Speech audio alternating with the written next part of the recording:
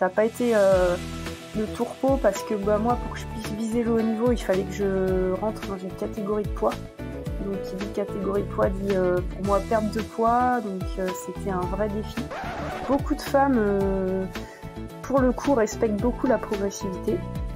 Parfois, peut-être même se mettre des barrières. On sort un peu du cadre purement sportif. C'est vraiment le côté convivial de se retrouver dans une clairière au milieu de la forêt de nuit. Bonjour, vous êtes sur le point d'écouter un nouvel épisode de l'Instant Outdoor, le podcast outdoor dans lequel on partage les meilleurs conseils et histoires des acteurs du sport outdoor. Mon objectif est de vous inspirer et vous inciter à bouger en conservant votre santé grâce aux conseils et retours d'expérience pour se lancer et progresser dans votre sport.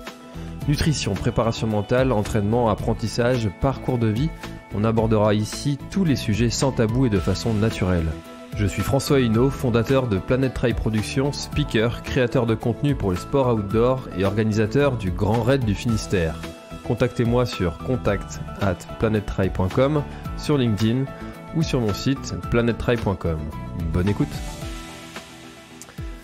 Allez, aujourd'hui, nouvel enregistrement avec Caroline. Caroline, tu vas pouvoir te présenter déjà dans un premier temps. Je suis très content de te recevoir avant de commencer cet échange. Et je tiens à remercier Petzl qui nous a mis en relation pour organiser cet échange et cette rencontre sur le podcast. Comment vas-tu, Caroline ?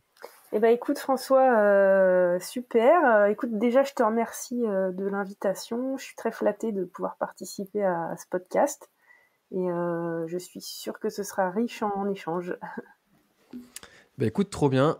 Figure-toi que l'année dernière, on m'a fait un reproche que je recevais pas assez de femmes sur le podcast. Je l'ai pas eu beaucoup, mais on me l'a quand même dit, tu vois.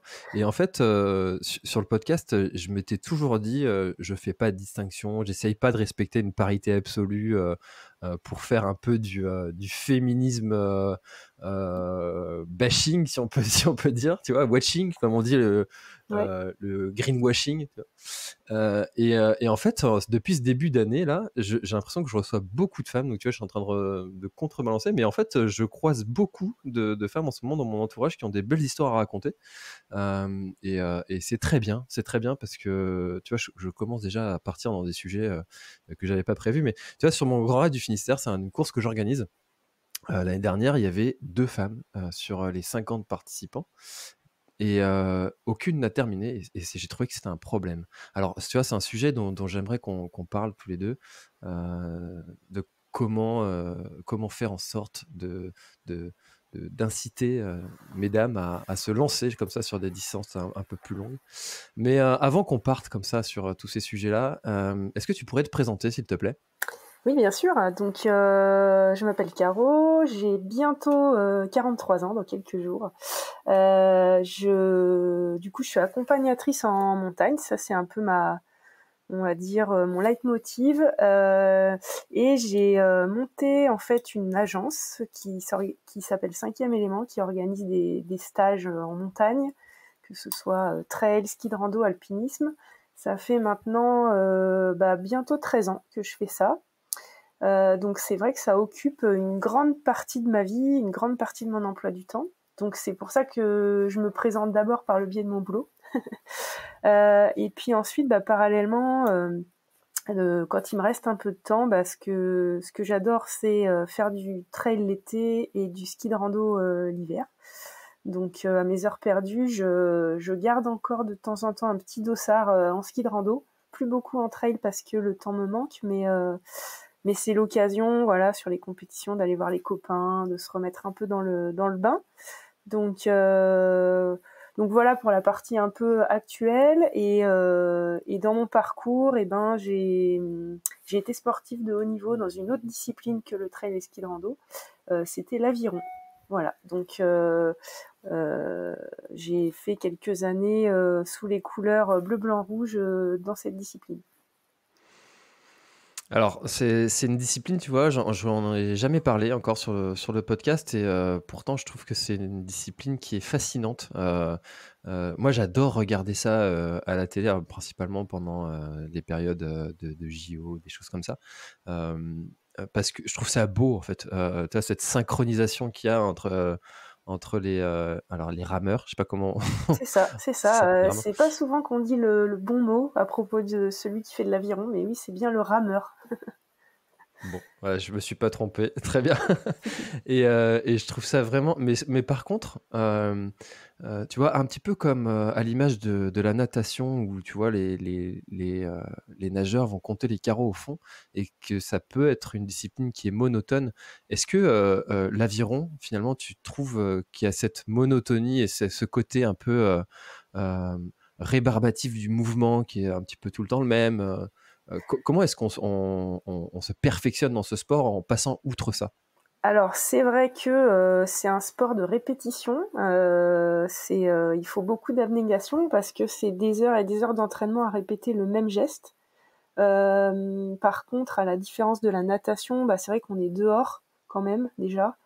Comme la natation, en fait, il y a un aspect qu'on oublie parfois quand on regarde ça de l'extérieur, mais c'est la glisse. En fait, on s'entraîne à avoir le geste parfait pour qu'à la fin, le bateau glisse le plus vite possible. Donc ça, c'est vraiment une sensation quand on arrive à 2, 4 ou 8 à faire glisser son bateau et le faire glisser de plus en plus vite, c'est vraiment une sensation grisante. Mais pour y arriver, bah, c'est vrai que c'est des heures et des heures de répétition du même geste, de l'affiner, de le perfectionner, de se filmer, d'analyser et de répéter encore et toujours. Ouais. Et tu as toujours voulu être international dans ce sport ou c'est quelque chose qui est venu un petit peu sur le tap? Et, comment est-ce que tu es venu à ce sport? Alors bon, moi l'aviron c'est une histoire de génération en génération. Je suis quasiment née dans un bateau puisque mes parents, mes oncles et tantes, mes grands-parents faisaient de l'aviron. Et mon père était entraîneur national, donc en fait j'ai un peu baigné dans ce milieu depuis que je suis née. Alors j'ai fait comme beaucoup d'ados, hein, une petite réaction à me dire bah non, moi je passe tous mes week-ends déjà sur les bassins d'aviron avec mes parents, donc je vais pas en plus m'y mettre. Et puis finalement, bah, vers 15-16 ans, j'ai commencé à aller m'asseoir dans un bateau, et puis de fil en aiguille, on se fait des copains. On se crée une vraie solidarité au sein d'un groupe de jeunes. Et puis bah voilà, après c'est parti. Donc moi, le haut niveau, non, à la base, c'était plus l'idée de retrouver les copains, d'avoir un réseau, un cercle d'amis qui m'a jamais quitté d'ailleurs. Hein. On est tous, malgré les années et le fait que certains aient arrêté, comme moi par exemple, on reste vraiment en contact. Donc c'est ça le plus important. Et puis après, bah, c'est vrai que au fil des années, j'ai un peu bah, goûté aux résultats, puis de fil en aiguille, je me suis fixé comme objectif les championnats du monde. Ça n'a pas été de tourpeau parce que bah, moi, pour que je puisse viser le haut niveau, il fallait que je rentre dans une catégorie de poids. Donc, qui dit catégorie de poids dit pour moi perte de poids. Donc, c'était un vrai défi chaque année de passer la pesée pour aller concourir au niveau international. Donc, ça a duré Hmm. quelques années et puis après, ben, c'était quand même difficile. La santé en a pris un coup. Donc, j'ai décidé d'arrêter vers 2005-2006, quoi. En fait, tu dis que tu t'es un petit peu mis en danger Bah, on par peut, cette perte de poids? ouais, on peut dire ça comme ça, parce que c'est vrai que chaque année, pour passer les pesées, les compétitions, il fallait que je perde un peu plus de 10 kilos, 10-13 kilos même. D'accord. Donc c'était quand même des gros sacrifices au niveau de l'alimentation qui ont, bah, au bout d'un moment, joué sur ma santé, hein, tout simplement, avec des problèmes hormonaux, des problèmes osseux, du coup, liés aux problèmes hormonaux. Donc ça devient vraiment problématique en dessous d'un certain pourcentage de masse grasse, hein, notamment chez les femmes. Ça, c'est des choses qui sont aussi des problématiques qu'on peut retrouver en trail, hein, par exemple. Et, euh, et bon, bah, du coup, c'est vrai qu'au bout d'un moment, ça reste un sport amateur, on gagne pas sa vie avec. Donc, l'un dans l'autre, ruiner sa santé pour ça, c'était pas forcément rentable, quoi. J'imagine. Mais alors, quelle est la raison? C'est pour rentrer un petit peu comme dans la boxe, dans une catégorie, ou c'est vraiment pas comme pour la course à pied, plus tu es Alors certains diront affûté, d'autres diront maigre. Finalement, tu vas avoir une économie de mouvement qui va être importante, plus tu vas glisser du coup de façon plus Non, non, non, là, efficace. C'est quoi? c'est vraiment des. Il y a deux catégories de poids en aviron. C'est comme en boxe, en judo, où bah, soit on est dans cette catégorie, soit on passe la catégorie au-dessus. Donc c'est la même problématique. Donc on va dire qu'il y a le coup près de la balance 2 heures avant la course, quoi. Ah, d'accord, ok. Moi, je connaissais pas cette contrainte Mhm. Ouais, c'est d'accord. Et comment est-ce que tu es maman? Non, je Non? n'ai pas cette Heu, chance. d'accord. Parce que, tu vois, en ce moment, je suis sur le sujet de mon fils, va bientôt avoir 6 ans et il va faire sa première course bientôt de 400 mètres, tu vois? Je l'ai amené Ouais. sur une piste pour lui montrer ce que c'était que la distance de 400 mètres parce que lui, quand tu lui demandes, «Tu vas faire une course?» il te dit: «Oui, oui, 24 kilomètres». Bon, d'accord. Pas vraiment, mais en fait, il se rend pas compte, il a aucune idée de ce que c'est qu'un mètre, un kilomètre. Et tu vois, je me suis fait la réflexion, je me suis dit: «Est-ce que tu deviens pas finalement le papa qui va pousser son fils à performer?» Est-ce que toi, c'est quelque chose que tu as un petit peu mal vécu et comment est-ce que, bah, tu reproduirais pas en fait, s'il y a des parents qui nous écoutent, tu vois, d'essayer d'éviter de reproduire ça ou? Alors déjà, moi, j'ai pas du tout vécu ça, hein. Au niveau de ma famille, personne ne m'a jamais poussée à faire de l'aviron ou à faire du haut niveau ou à faire de la compétition. C'est vraiment un choix, on va dire personnel, même si, bah, évidemment, on est toujours influencé par son histoire familiale, hein. Voilà, le fait de baigner dans les bassins de compétition tous les week-ends, bah, forcément, ça joue, hein. Mais c'est pas du tout une contrainte familiale qui m'a poussée à faire la compétition.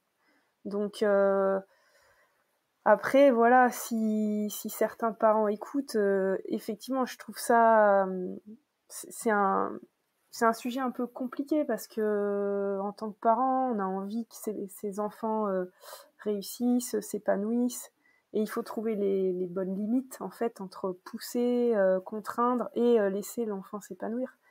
Mais je pense que déjà à la base, en donnant en fait des exemples, en donnant des clés. Après, les enfants bah, intègrent ça au fur et à mesure et peuvent faire leur propre choix à la fin, quoi. Ouais, puis je crois qu'en plus, l'une des clés, c'est justement d'avoir conscience de ne pas avoir envie d'être ce parent qui pousse son enfant Mm. dans ses retranchements et qui essaye de lui faire des performances que lui-même n'a pas réussi Ouais. à atteindre, et d'essayer d'avoir une vie par procuration sur ses enfants. Déjà d'avoir conscience de ça, c'est une partie du Déjà, chemin c'est qui est un fait. premier pas, ouais, c'est Ouais. sûr. Mm. OK, du coup, quand tu as arrêté, l'aviron, tu as eu un j'imagine ça a dû faire bizarre, enfin, c'est quelque chose, une partie de ton histoire qui s'arrête. Ça s'est fait comment cette transition? Ça a été brutal? Ça a été progressif? Alors ça s'est fait un peu progressivement parce que quand j'ai arrêté on va dire la partie équipe de France, j'ai quand même continué à ramer dans mon club en championnat de France et en m'éloignant petit à petit progressivement, en sachant que moi, quand j'ai arrêté, j'avais aucune frustration, aucun sentiment de quelque chose de non accompli. Je pense que je suis bien allée au bout de ce que j'avais envie de faire, de ce que je pouvais faire. Donc déjà, ça, c'est vraiment un point positif. Et puis, en fait, parallèlement à ça, j'ai commencé à courir en montagne avec un copain qui s'appelle Laurent, qui m'a embarqué dans ses aventures de trail qui, du coup, en 2005, c'était pas forcément encore trop à la mode. Et du coup, je suis partie avec lui et en fait, j'ai tout de suite basculé, fait la transition entre l'aviron et le trail. Et en fait, c'était une approche complètement différente du sport que j'ai eu. Puisque bah, pour moi, l'aviron, c'était vraiment une pratique pas de haut niveau, avec un objectif de résultat.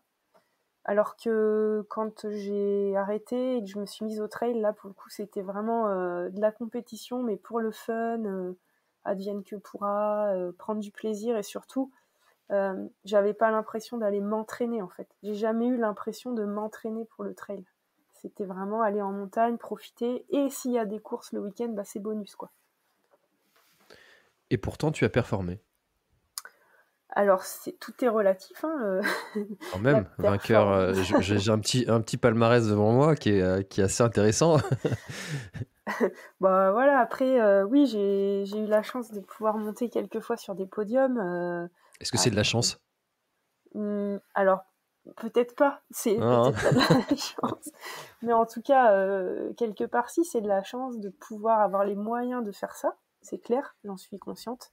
Parce que souvent, quand je suis en montagne et que je fais des grosses sorties ou des grosses compétitions, je me dis là, quelle chance j'ai d'avoir les moyens de faire ça, parce que certains ne seront jamais capables de ça, ou certains ne pourront jamais y arriver. Donc je mesure cette chance-là déjà.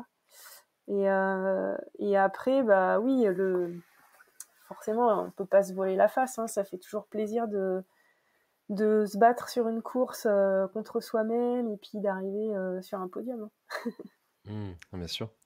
Euh, la transition aviron vers le trail, l'aviron, sport porté, pas beaucoup d'impact. Le trail, à l'inverse, on a quand même pas mal d'impact au sol. Est-ce que il y a eu comment est-ce que tu as fait cette transition physique? Est-ce que ça s'est fait naturellement ou est-ce que tu as respecté je sais pas, une espèce Mm. de progressivité Alors, pour être totalement transparente, non. J'ai rien respecté du tout. En fait, c'est clair que cet élément-là, de passer d'un sport porté à un sport à impact et à fort impact, c'est pas négligeable. Et moi, clairement, j'ai un peu commencé fort, puisque j'ai d'abord commencé en faisant des compétitions de 60-70 km, comme la Saint-Élion, le Tour des Glaciers de la Vanoise, le Grand Raid 73. J'ai commencé par ces courses-là et c'est vrai que petit à petit j'ai eu des problèmes de cartilage. C'est une surprise pour personne, hein. Du coup, j'ai un genou qui a vraiment qui a ramassé et ça s'est cumulé en fait avec le fait que j'ai commencé à monter des stages trail, à travailler dans cette activité, et du coup le cumul du travail et des compétitions a fait que j'ai eu des gros soucis à un genou, gros soucis qui ont duré une dizaine d'années. Je peux dire peut-être maintenant que je m'en sors, mais c'est même pas sûr encore. Mais ouais, ça s'est pas fait en douceur quoi. et tu arrives quand même à continuer ton activité avec ce problème de genou et comment est-ce que tu t'adaptes face à ça? Ouais, alors en fait, déjà j'ai arrêté de faire des grosses courses. Déjà parce que avec gérer une boîte, c'est compliqué de cumuler ça, les deux en fait, de faire des compètes, de gérer sa boîte, d'encadrer des stages. Ça c'est le premier point. Et puis aussi pour préserver ce genou, à un moment je me suis dit il faut que j'en fasse moins, il faut que je fasse des choix. Et moi mon choix s'est orienté sur ma pratique professionnelle. Donc j'ai essayé d'en faire moins, de mieux gérer une saison d'encadrement. Et puis, j'ai eu la chance de croiser des médecins compétents qui m'ont qui m'ont fait faire des traitements, et ça associé à l'encadrement avec un copain qui est kiné et préparateur physique, qui m'a fait un plan d'entraînement spécifique pour, en gros, réathlétiser mon genou, me remuscler aux bons endroits, de la bonne manière. Et je pense qu'aujourd'hui, le fait d'en faire moins, plus ces soins-là, plus les années Covid où on a moins travaillé, font que ce genou, il est en moins pire état maintenant qu'il y a quelques années, quoi.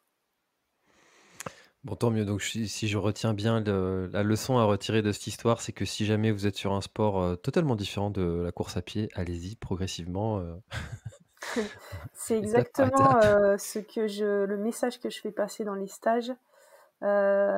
C'est aussi, je me suis pas présentée comme ça, mais j'encadre une formation. Donc, dans le cadre de la formation des accompagnateurs en montagne, on a une semaine qui est dédiée à l'entraînement, à la préparation physique et au trail. Et je coordonne une partie de cette formation. Et c'est vrai qu'auprès de mes futurs collègues, j'ai aussi ce message de sensibilisation en disant faut vraiment bah, y aller progressivement, en fait. Parce que c'est vrai que quand on fait du trail, on a tendance à vouloir en faire beaucoup, rapidement, et c'est pas forcément la meilleure solution, quoi. Ça, c'est un message enfin, dès que tu demandes à quelqu'un, tiens, tu as des conseils à me donner pour, bah, c'est peut-être le premier conseil que les gens vont donner, et pour autant, c'est quelque chose qui visiblement n'est pas respecté. Alors, on a beau le répéter, le dire, allez-y progressivement. Pour autant, on a l'impression que tout le monde a envie d'aller cocher l'UTMB dès deuxième année de pratique. Euh, euh, qu'est-ce que tu dirais à ces gens pour les convaincre d'y aller vraiment progressivement? Parce que au-delà de le dire, Ouais, enfin, après je ils font ce pense qu'ils que veulent, hein, mais ouais, ouais, globalement, c'est un peu un problème qui reflète, l'ensemble de la société, hein, de vouloir tout de suite. Donc c'est compliqué effectivement, d'argumenter là-dessus. Moi, ce que je leur dirais, c'est qu'on se donne rendez-vous dans 2 ans et puis on voit dans quel état sont les articulations, en fait. C'est ça, mais moi, par exemple, j'ai un réel problème avec certains de mes clients en stage, à les convaincre de ça. Après, franchement, si on fait un stage de 2-3 jours en faisant des grosses sorties, euh, déjà au bout de ces 3 jours, on se rend compte de la charge que ça représente, sur les muscles et les articulations. Donc, le message, il est plus facile à faire passer en fin de stage qu'en début de stage, par exemple. Hmm. Ah, c'est un conseil qu'il faut donner, qu'il faut répéter, et puis ben, je pense qu'après, les gens font ce qu'ils veulent, comme on dit, mais l'apprentissage par l'échec aussi, ça peut être une Mm, bonne solution une fois que tu t'es c'est rendu sûr. compte que ben voilà, t'as pas été assez progressivement dans ton évolution, et ben tu fais différemment, et puis voilà. Ok. Donc, en début de ce podcast, je te disais que j'avais sur ma course un petit peu du mal à faire venir les femmes sur la distance d'ultra. J'ai animé une conférence récemment avec Guillaume Millet qui partageait aussi quelques chiffres sur la participation d'un public féminin sur les distances longues. Euh, j'ai vu que tu organisais des stages Mhm. destination des femmes. Qu'est-ce que tu pourrais dire aux femmes qui hésitent, qui n'osent pas se lancer sur ces distances euh, et qui, pour le coup, souhaitent respecter cette progressivité, etc. Alors, effectivement, comme tu viens de le dire, je pense que beaucoup de femmes, pour le coup, respectent beaucoup la progressivité. Parfois, peut-être même, se mettre des barrières. Je Par exemple, les stages filles que je propose, j'ai reçu des critiques, parce que sur les réseaux sociaux, c'est quand même assez facile de critiquer, comme ça, derrière un écran, et j'ai reçu des critiques disant: «Oui, c'est du féminisme, pourquoi pas les hommes?» En gros, c'est n'importe quoi de faire des stages que pour les filles, et en fait, dans le concret, l'idée de ces stages, et ça m'a convaincue ensuite en les organisant, c'était de permettre à certaines femmes qui n'ont pas confiance de se lancer, de faire un premier pas et de se dire: bah tiens, là, on est entre nous, entre guillemets, c'est un peu rassurant d'être qu'avec des filles et d'avoir surtout une coach fille, parce que du coup ça permet de se projeter en se disant: bah tiens, il y a d'autres filles que moi qui sont capables de faire ça, bah pourquoi pas moi. Donc l'idée vraiment, c'est pas de faire de la ségrégation parce que je suis loin de ça. C'est plus de permettre, un premier pas dans l'activité, de se mettre en confiance. Et bien souvent, après ce premier stage féminin, les filles se lancent sur d'autres stages qui sont du coup mixtes, avec beaucoup plus de confiance, de relâchement, voilà, de lâcher prise entre guillemets.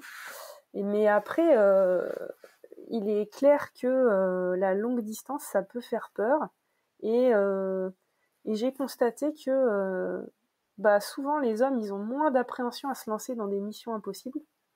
Que pas mal de femmes vont vraiment réfléchir à comment mettre en place les choses pour arriver à l'objectif. Alors que parfois, chez certains hommes, ça va être plus bon, bah, il y a l'objectif, je verrai bien comment je m'organise pour y arriver. C'est un peu un constat que je fais dans les pratiquants que je côtoie, hein. Et du coup, le fait de se dire il faut d'abord que je mette des moyens avant d'atteindre l'objectif, ça restreint pas mal les femmes sur les longues distances, j'ai l'impression.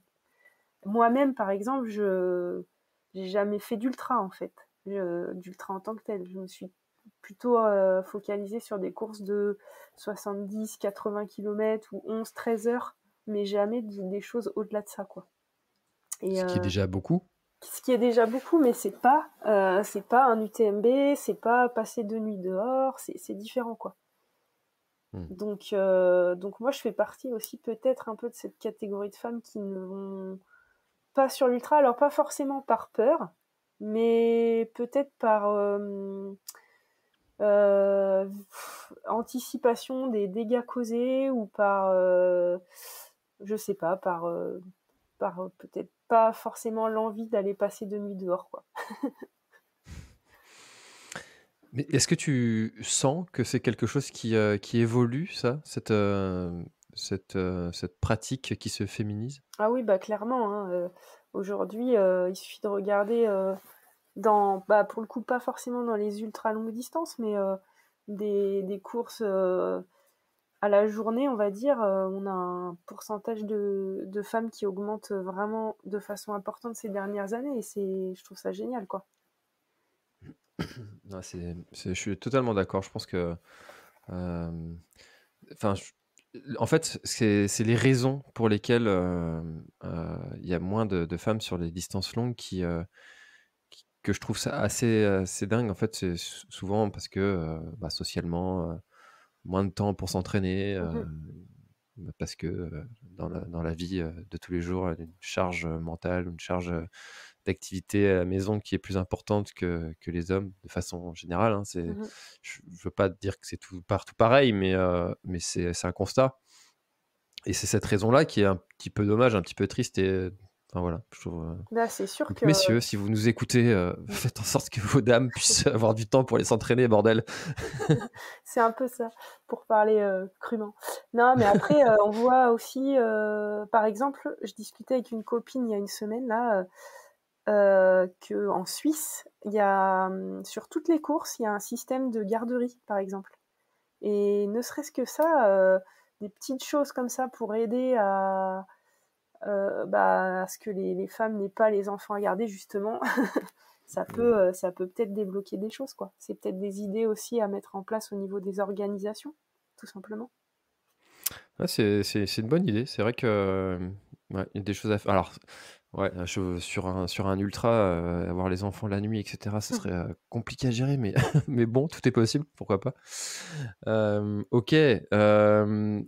J'ai vu aussi que tu faisais sur tes stages, enfin des séminaires en entreprise, et ça me permet de lancer la question NAC, qui est la partenaire du podcast et qui produit des produits de nutrition destinés au sport d'endurance. D'ailleurs, je pense que j'ai oublié, là, tu vois, je sors d'une séance de CrossFit juste avant notre échange, et après chaque séance, je prends leur poudre de récupération protéinée, parce que comme j'ai une alimentation qui est assez végétarienne, j'aime Ouais. bien prendre cette poudre-là pour faire un petit complément en prot. Nac, donc leur question pour toi, c'est qu'est-ce que, à ton avis, le sport peut apporter au monde de l'entreprise? Oh là là, tellement de choses. En tant que sportif, je peux que dire que ça apporte des bienfaits, hein. Déjà, ne serait-ce que sortir du cadre du travail et de derrière l'ordi pour échanger. Quand on organise des séminaires d'entreprise, on voit bien que ces moments-là où on est dehors, en montagne ou pas forcément, hein, d'ailleurs, mais au moins dehors, c'est des temps d'échange qui sont informels mais qui sont hyper importants.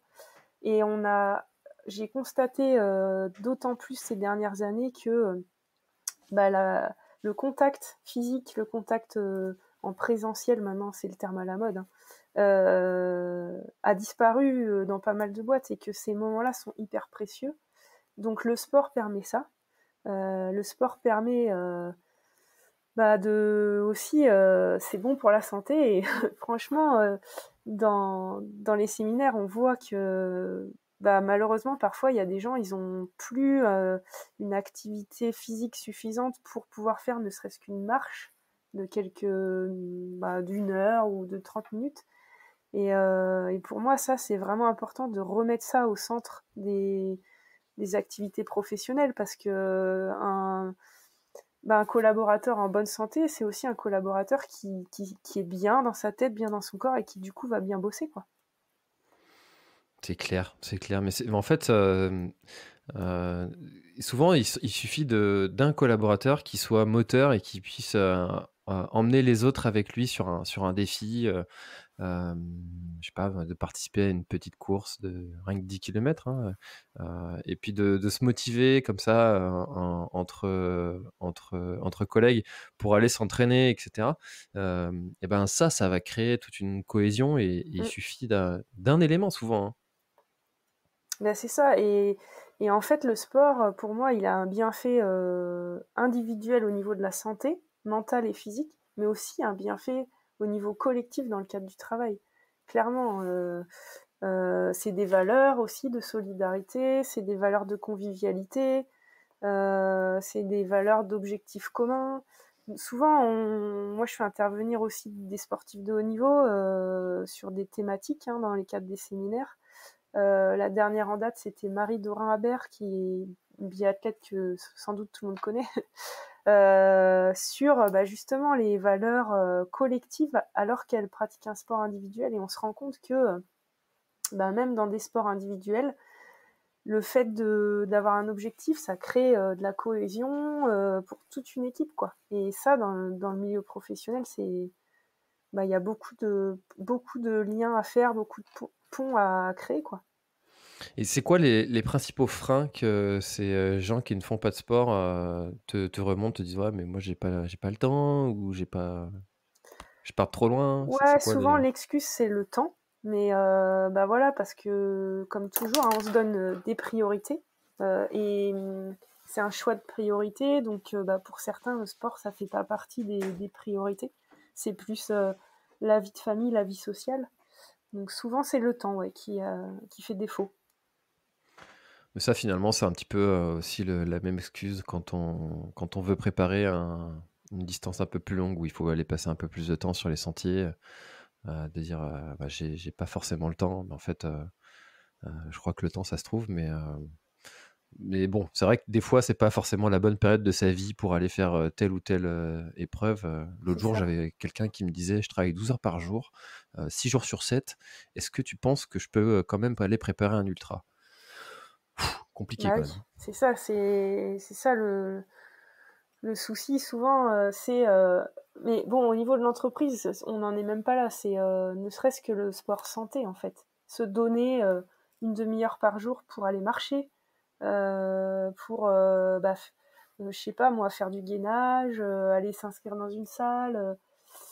Et ben voilà, on n'en est pas à préparer un ultra. En tout cas, dans l'entreprise, ne serait-ce que donner, se donner les moyens et pourquoi pas l'entreprise aussi donner les moyens de faire une demi-heure de sport par jour, c'est déjà énorme, quoi.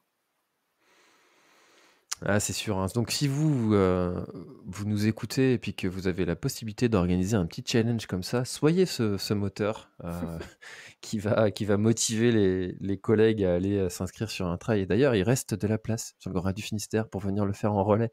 Je fais un peu mon auto-promo. Mais bon, je pense que ce sera complet, donc si dépêchez-vous. Ok, trop bien. Bah écoute, Caroline, j'avais une autre question pour toi. Euh, Quand tu organises un stage comme ça, qu'est-ce que les coureurs finalement attendent de ce stage? Qu'est-ce qu'ils viennent chercher? Est-ce que c'est plutôt d'avoir des petits hacks, des petites astuces comme ça pour pouvoir progresser? Est-ce qu'ils viennent partager un bon moment? C'est quoi leurs attentes? En fait, je dirais que ça va dépendre du stage visé, parce qu'on a plusieurs niveaux de stage proposés avec des thématiques différentes. Donc il y a des coureurs qui viennent effectivement pour avoir des conseils.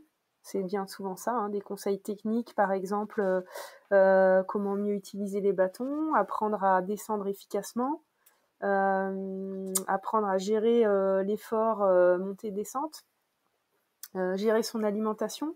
Toutes ces thématiques-là, on les aborde en fait dans les stages, donc souvent c'est un peu l'objectif premier. Il y a d'autres coureurs qui viennent, par exemple, sur les reconnaissances de course. Donc là, l'objectif, c'est vraiment de faire un gros bloc d'entraînement sur le terrain un gros mois avant. Donc, comme par exemple les recos de l'UTMB, de l'échappée belle ou des choses comme ça. Et puis après, il y a aussi des gens qui viennent tout simplement passer un bon week-end où tout est géré, où on n'a pas à se préoccuper de l'organisation. Et quand même, on va faire du sport et du dénivelé. Donc, bien souvent, les gens ils viennent une première fois pour les conseils ou la préparation ou l'entraînement. Et en fait, les fois suivantes, ils reviennent en se disant là, je vais passer un super week-end, tout va être organisé aux petits oignons, je vais rencontrer des gens qui ont la même passion que moi. Et, euh, et en fait, voilà, la raison ensuite devient un peu des mini-vacances, quoi. Des petites aventures, le temps d'un week-end ou d'une semaine, sans dossard, parce que des fois aussi, c'est ce qu'on recherche, de pouvoir participer à quelque chose sans dossard, sans pression, et sans avoir à s'inscrire un an avant. Donc voilà, ça dépend un peu des objectifs de chacun, mais il y en a pour tous les goûts, quoi. Mmh. Ouais, tu vois, comme je te disais, hein, juste avant notre échange, moi, j'essaye de ne très peu préparer et j'aime bien aller regarder comme ça pendant les échanges ce que je trouve sur Google, sur mes invités. Et là, je viens de tomber sur expérience apéro raquette que tu as pu organiser. Bah ça fait vachement envie quand même, hein. Ah bah là, on est en plein dedans. Ce soir, j'y retourne. Hier soir, j'y étais. Voilà. On fait, bah là, du coup, on sort un peu du cadre purement sportif, hein. C'est vraiment le côté convivial de se retrouver dans une clairière au milieu de la forêt de nuit. Voilà, passer un bon moment convivial, quoi.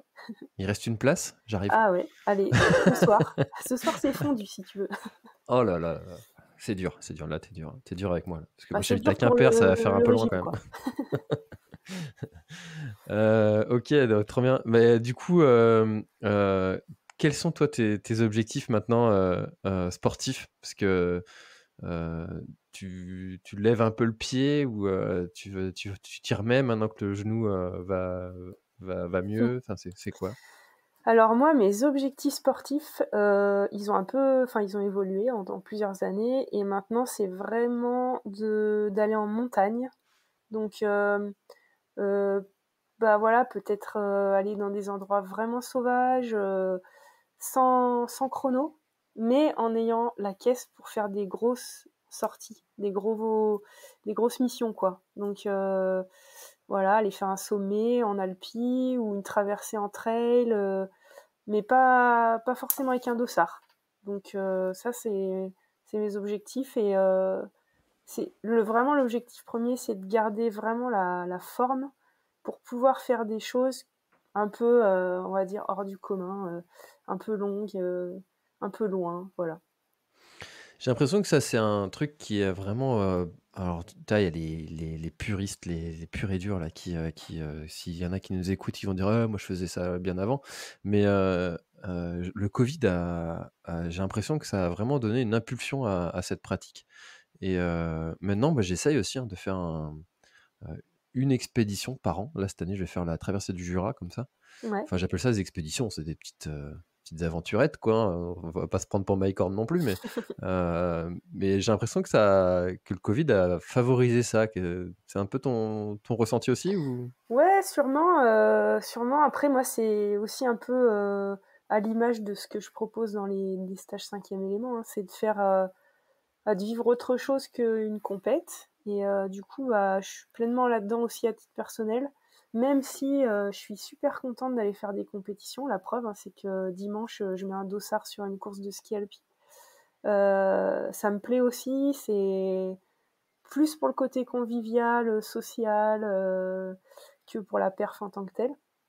Mais je pense que les deux ne sont pas incompatibles. Mais c'est vrai qu'on voit bien qu'il y a de plus en plus de gens qui veulent sortir des sentiers battus et vivre un peu des expériences différentes. Et du coup, je dirais tant mieux pour nous, pour les stages qu'on propose, parce que ça rentre pleinement là-dedans, quoi. Ouais, c'est sûr, parce que s'organiser, bah, tu vois, moi j'ai fait le GR20 en 3 jours, enfin, c'est quand même du Ouais, boulot en termes c'est de costaud, logistique. GR20 en 3 jours, faut y aller, hein.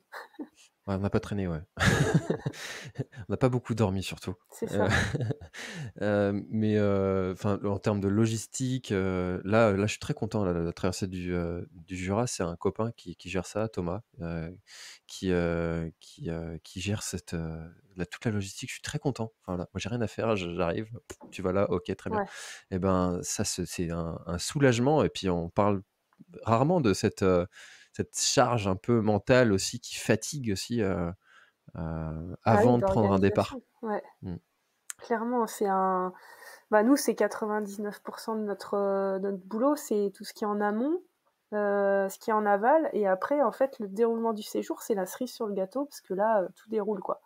Et c'est vrai qu'on se rend pas compte toujours du travail qu'il y a en amont de préparation, surtout quand on est sur des petites aventures où on va partir avec le sac à dos, sans forcément une grosse logistique derrière. Bah, tout ça, ça se prépare vraiment en termes de matériel, de «rationnement» entre guillemets, donc ouais, c'est un vrai boulot, quoi. Mmh.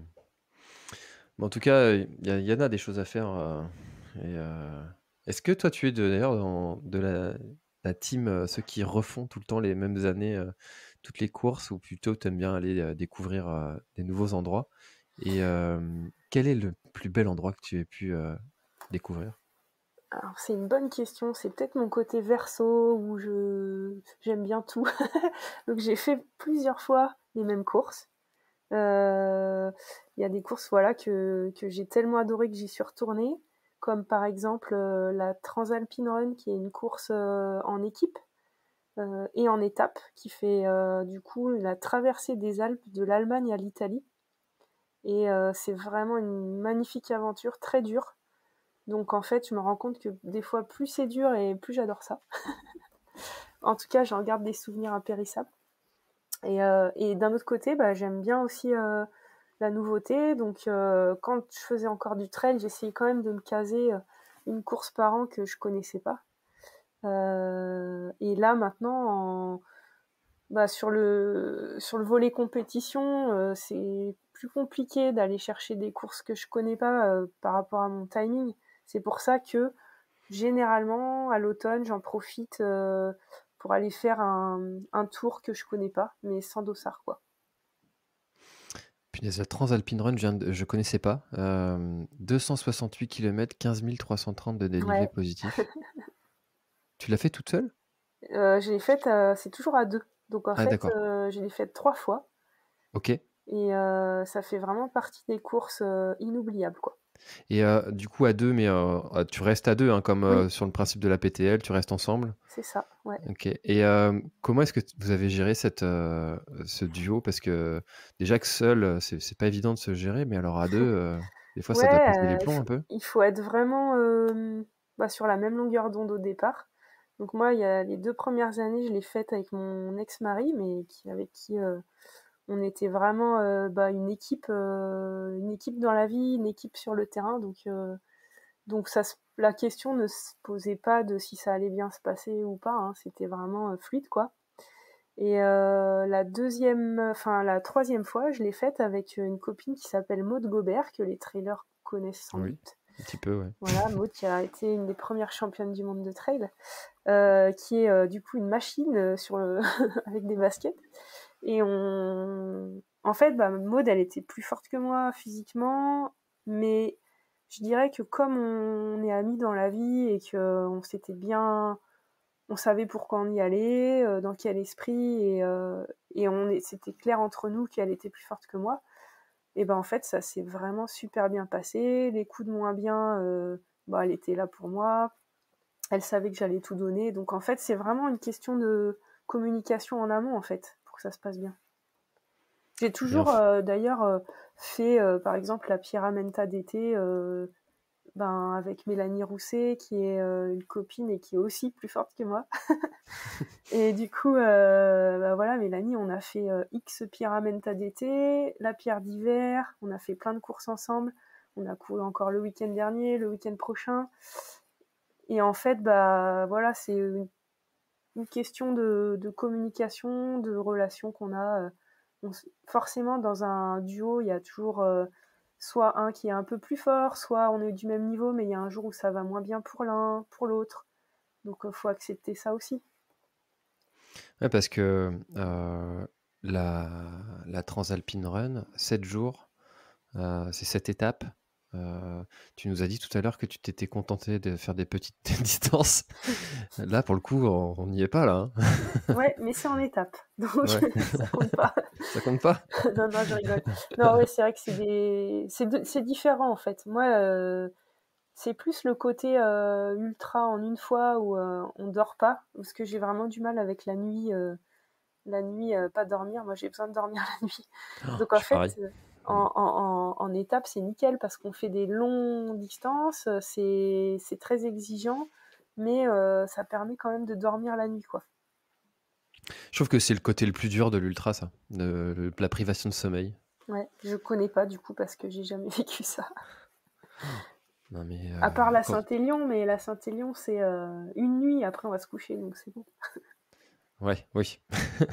Oui, puis il y a l'adrénaline du départ, ça, C'est ça aide un ça. petit peu. Tu vois, j'ai reçu Maude de Montigny qui racontait dans le podcast, alors c'était l'épisode 214, qu'elle avait fait, alors c'était, mince, j'ai oublié le nom, bref, un trail de 300 km, je crois, ou bref, plus de 200, sans dormir, donc 44 heures sans dormir.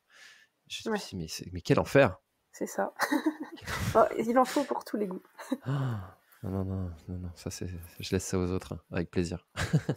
Même sur Ultra, hein, non, tu dors dans le fossé, mais tu dors quoi. Ouais, ouais. Je sais pas comment ils font ceux qui arrivent à se retenir comme ça. Bon, bref, j'ai une profonde admiration pour ces gens. Peut-être qu'un jour, je serai comme eux, peut-être. Euh, alors, Caro, on arrive gentiment à la fin de notre échange. Et au tout début du podcast, je disais qu'on avait été mis en relation avec Petzel. Et alors, on a tous les deux reçu la Nao RL. C'est marrant parce que la Petzel Nao, c'est la toute première frontale qu'on s'est achetée avec ma femme quand on a commencé le trail et qu'il fallait aller faire un trail de nuit. Et là, ils viennent de sortir la Nao RL que tu as pu tester aussi un Mhm. petit peu. Qu'est-ce que tu peux nous en dire de cette Petzl Lao RL? Eh ben, je dirais que moi qui, comme je viens de le dire, n'aime pas la nuit, parce qu'en fait, la nuit, je vois très mal, ça me demande beaucoup de concentration et j'ai besoin de beaucoup de lumière. Donc en fait, cette Nao RL, elle est super pour ça, c'est que elle éclaire quasiment comme un phare de voiture. Et du coup, ça demande peut-être moins de concentration qu'avec une frontale standard. Quand on passe du temps dehors la nuit, ce qui est mon cas en ce moment, hein, parce que comme tu l'as vu, je fais des apéros en raquette. Et du coup j'ai tout le temps ma frontale vissée sur la tête le soir et je me rends compte que c'est beaucoup moins fatigant en fait avec cette frontale qu'avec d'autres parce qu'on a vraiment un phare et le confort en gros du poids de la frontale parce qu'elle est très légère hein, et très souple sur la tête. Donc on n'a pas l'impression, on oublie qu'on a une frontale sur la tête. Et je trouve ça vraiment agréable. Donc dans le cadre du boulot et puis certainement dans le cadre du trail, mais comme je l'ai reçu cet hiver et que pour l'instant j'ai pas eu le temps vraiment de courir beaucoup avec. Je me garde le plaisir de faire ça un peu plus tard. Ouais, puis il y a le faisceau qui s'adapte automatiquement en fonction de la Ouais, luminosité. Donc ça aussi, c'est un côté qui est très cool. Si tu regardes une carte, par exemple, que tu c'est regardes tout ça. près, ben, ça va éclairer un peu faiblement. Si tu regardes, par contre, le paysage au loin, ça va Mm. éclairer un peu plus. Et ça évite d'avoir à réfléchir à quelle intensité on doit mettre sur sa frontale. C'est encore un truc qui est sympa et la répartition du poids aussi, la batterie à l'arrière, ça c'est quelque chose que j'avais plus utilisé depuis un petit moment et c'est vrai que c'est confortable. Alors ceux qui mettent des casquettes vont Ouais. peut-être moins aimer, mais Non, la mais nuit t'as pas après, besoin de casquette. c'est ce que je disais quand je disais qu'elle est légère, c'est qu'en fait, on la sent pas. C'est même pas une question de poids, c'est une question de, comme tu dis, de confort et de répartition. Et la batterie elle-même est super légère, parce que parfois on a des frontales où la batterie pèse un âne mort, et là, tout ça c'est léger, donc on la sent pas sur la tête.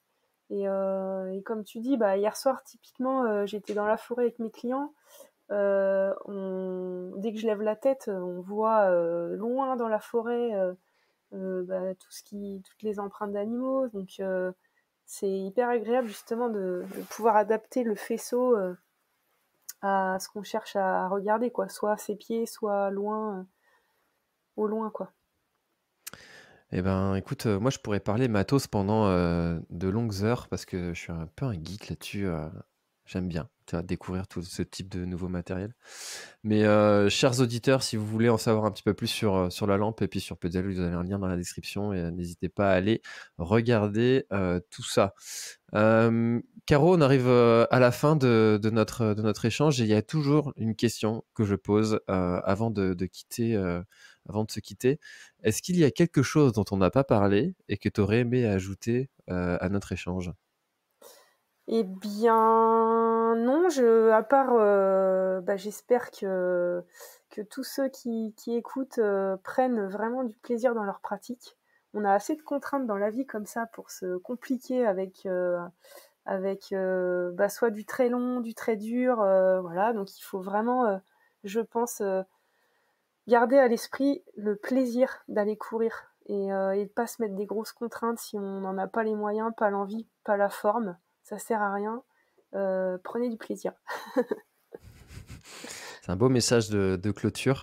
Merci beaucoup pour ton temps. Et puis, bah, écoutez, n'hésitez pas à aller aussi regarder ce que fait 5e élément. Je mettrai le lien aussi dans la description. Et puis, tu me donneras tous les liens qu'il faut partager pour qu'on puisse aller suivre tout ce que tu fais. Merci beaucoup, Caro. Et puis à bientôt. Merci d'avoir écouté cet épisode de l'Instant Outdoor. J'espère qu'il vous a plu. Si c'est le cas, et même si ce n'est pas le cas, abonnez-vous pour ne rater aucun épisode. Parlez-en autour de vous et laissez-moi un commentaire sympathique sur Apple Podcast, c'est ce qui m'aide le plus à remonter dans les classements. N'hésitez pas non plus à le partager à chacun de vos contacts dans le sport.